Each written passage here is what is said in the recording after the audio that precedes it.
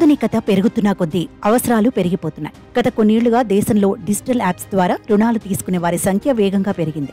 ఇంట్లో కూర్చునే యాప్లో ఇప్పుడు సులభంగా లోన్ పొందే అవకాశం ఉంది. ఇకపై మునుపటిలా బ్యాంకుకు వెళ్లాల్సిన అవసరం లేకుండానే పలు ఫిన్టెక్ కంపెనీలు, ఆర్థిక సంస్థలతో పాటు ఇప్పుడు మొబైల్ డిజిటల్ యాప్స్ మీకు నిమిషాల్లో రుణాన్ని అందిస్తున్నాయి. అయితే ఈ డిజిటలైజేషన్ కారణంగా లోన్ యాప్స్ పేరిట జరుగుతున్న మోసాలు కూడా చాలా పెరిగాయి. లోన్ కోసం అప్లై చేసేటప్పుడు మీరు జాగ్రత్త వహించాల్సి ఉంటుంది. లోన్ యాప్స్ విషయంలో జరిగే మోసాల గురించి ఇప్పుడు అందరూ తెలుసుకోవాలి. అన్ని లోన్ యాప్లు నమ్మదగినవి కావు.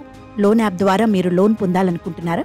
అయితే పలు రకాల ఫిన్టెక్ కంపెనీలు మీకు ఈ సేవలు అందిస్తున్నాయి. అయితే కొన్ని అనధికారికంగా కూడా మీకు లోన్లు అందిస్తున్నాయి.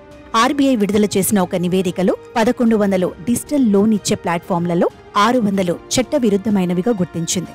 ఈ యాప్లు అధిక వడ్డీ రేట్లు, ఇతర ఛార్జీలతో రుణాలు అందిస్తున్నట్లు గుర్తించారు.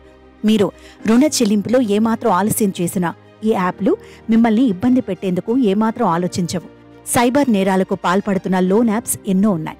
ఇవి తమ కస్టమర్లను ఆకర్షించేందుకు పలు ప్రలోభాలకు సైతం దిగుతుంటాయి. అంతేకాదు పలు నకిలీ డిజిటల్ డాక్యుమెంట్లు, వెబ్ పేజీలను తయారు చేస్తుంటాయి. ప్రైవసీకి గ్యారంటీ లేదు. లోన్ కోసం దరఖాస్తు చేస్తున్నప్పుడు రుణదాత వివిధ వ్యక్తిగత పత్రాలను లోన్ యాప్కు సమర్పిస్తారు.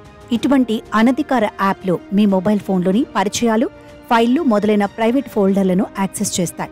ఈ మోసపూరిత యాప్లు మీ డేటాను సురక్షితంగా, గోప్యంగా ఉంచవు. ఈ యాప్లు ఇతర అక్రమాలకు కూడా పాల్పడుతున్నాయి. ఈ లోన్ ఇచ్చే యాప్లు అన్యాయమైన మార్కెటింగ్ పద్ధతులను ఉపయోగిస్తాయి. రుణ రికవరీ పద్ధతిపై ఇప్పటికే ఆర్బీఐ కఠినమైన మార్గదర్శకాలను జారీ చేసింది. అయినప్పటికీ వీటిని ఈ యాప్స్ పాటించడం లేదు.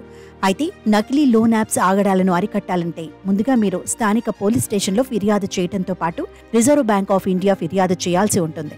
అప్పుడే ఈ నకిలీ లోన్ యాప్స్ ఆగడాలను అరికట్టే వీలు దక్కుతుంది. అందుకే వీటి విషయంలో జాగ్రత్త అవసరము.